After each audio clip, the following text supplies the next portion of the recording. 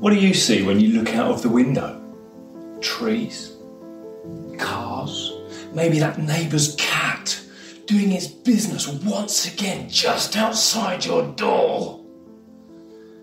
Some of us may see dismay, fear, things that have gone wrong. Other of us, opportunity. In 1918, a German sociologist called Max Weber issued a lecture which popularised the term Entzendbören, or translated de-enchantment, the de-enchantment of the West. When we looked out the window, he said, we didn't see spiritual things, we didn't see forces and powers hidden but yet real. Instead, we just see stuff, matter, atoms, things. And then in the 60s and 70s and 80s, a French philosopher called Paul-Michel Foucault said that when we looked out the window, we didn't even see stuff, we just saw the reflection of ourselves. What do you see when you look out of the window? The biblical story, the narrative it tells is of Adam and Eve living in a world filled, when they looked out upon it, the presence of Yahweh, the Creator. God himself was there, walking, being with them, fellowshipping with them. But then there was a rift, a separation took place as they chose to reject him and follow their own path. And it talks about how there's angels with swords who stand. It's an interesting way to put it, isn't it? But the narrative they're telling of a separation between what is seen and what is unseen, with the world of the earth and the world of the heavens, God's realm and our realm. But the story, the narrative of our Bible is that God would not allow that to stay. He wanted to rejoin his realm and the realm that he'd made of the earth. And so he would appear in interesting and gracious and fascinating ways. There's a guy called Jacob. He actually was running away, laying his head on a stone. And it's like heaven is ripped open, a veil between God's realm and our realm, between heaven and earth, between the unseen and the seen, is ripped open. And a stairway or a ladder is shown, and there's angels ascending and descending. God is coming into the seen space to redeem, to promise, to offer, to restore. Moses, later, is a shepherd, just out in the wilderness again, almost running away. And a fire is burning, a bush is burning, but it's not burning up. And it's like, again, God says, I am the one. I am who I am. I have appeared. I've opened up this curtain, this divide. I've stepped out of my space into your space to say, I'm here for you. I want to rescue you. I want to liberate you. I want to bring my life and my freedom to you. And Moses, as he goes back to the people, he takes them on a journey. He begins to establish a tent. And the tent becomes like a portal, like a doorway, like a room in which you could go from the human world, the seen world, into God's world, into the unseen world. And the tabernacle, as it's called, is then turned into a temple. And the temple becomes this doorway, this way, the gate, the ancient door between the seen and the unseen. Isaiah, centuries later, is in this room, in this building, but no longer does it seem to be a space where God is present, where the doorway to his realm is easily opened. And then suddenly out of nowhere, a coat, a giant coat, the train of God's robe fills the room, and it's like a ripping open. And God's like, I will be present, I will come in.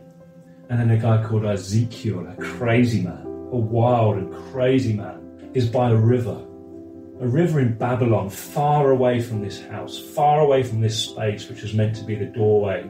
And yet, as he looks, heaven is ripped open. There's a tearing of this veil between the seen and the unseen, and wheels within a wheel, and a thunderstorm, and lightning, and eyes, and beasts, and this incredible, mysterious, and terrifying vision takes place. And then it seems to go quiet. For a long period of time, people live and they realise there's an unseen reality, but they can't access it.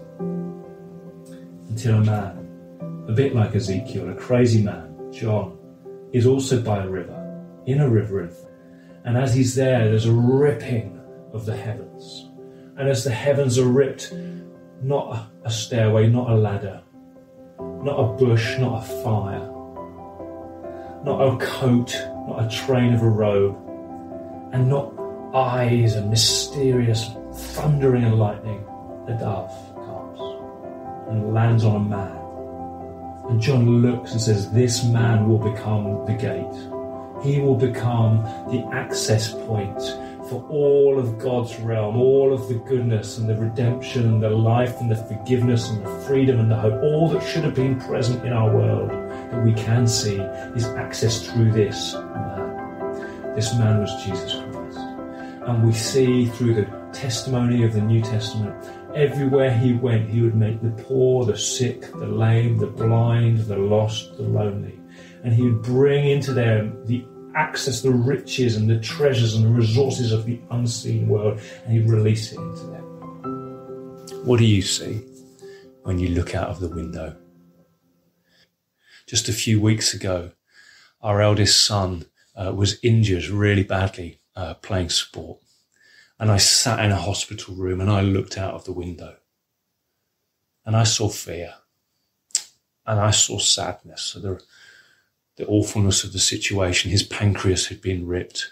He'd been rushed into intensive care, and then they realised it wasn't quite as bad as that, but still very, very serious. And you sat in this room thinking, if ever I want there to be a tearing of any veil between what's seen and unseen, let it be now. Jesus, I can't see you physically, but would you come and be present to me? And it felt almost like a hand reaching through any curtain or veil and ripping it open, placing hands on my shoulders, and the peace and the love and the sense that Jesus himself could be present even though unseen. It was something I'll never forget for the rest of my life.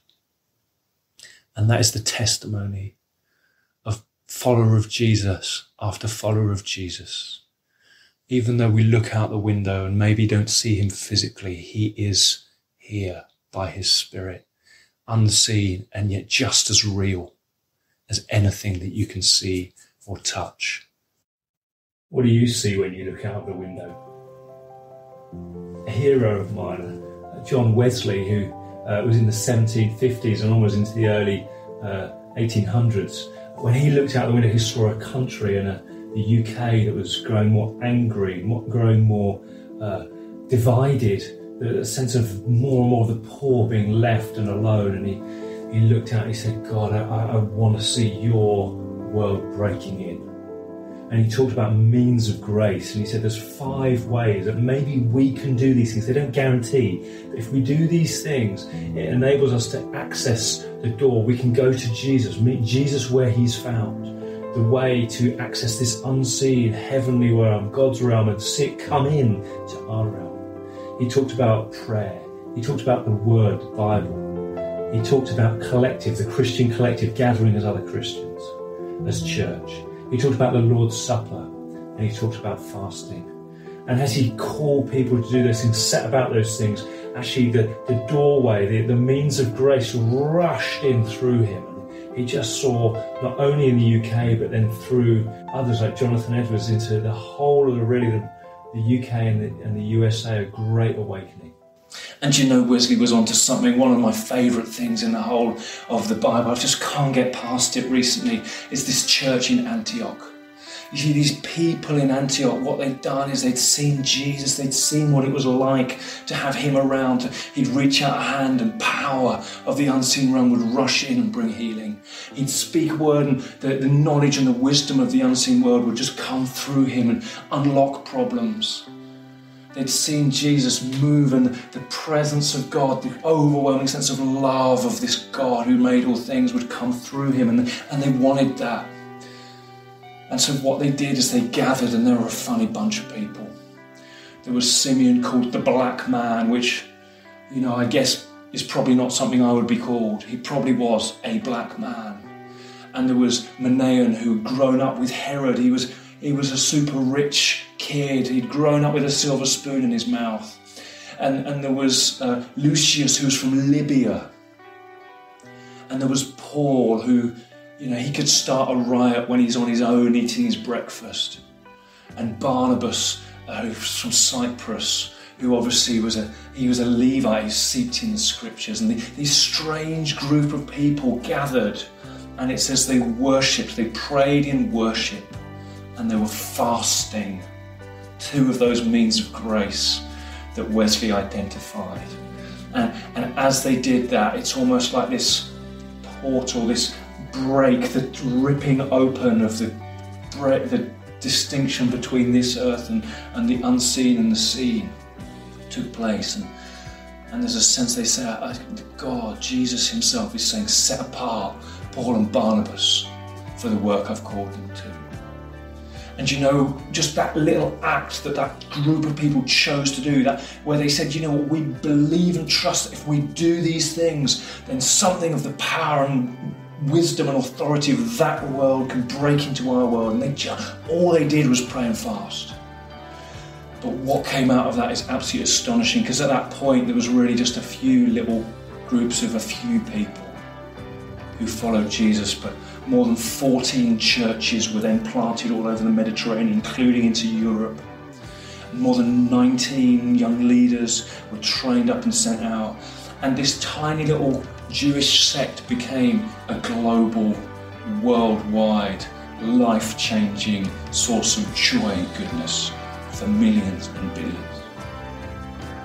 And it just takes me back, it just makes me think, what if we just chose to be like those guys in Antioch? What if we just chose to say, let's put ourselves in these means of grace. Let's just put ourselves in this place where we would say, God, would you rend the heavens and come down? Would you cause salvation to spring up from the ground? Would you speak to us in your wisdom? Would you release upon us your power?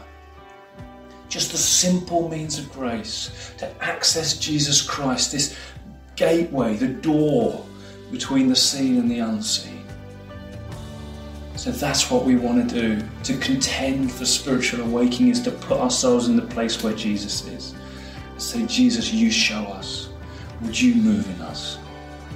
It's my prayer that we will be people who emulate that Antioch church.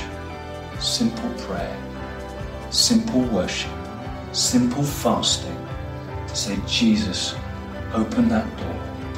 Open wide, you ancient gates, and let the King of Glory come in and use us, a strange group of people, to release hope and goodness and life all across this borough and beyond.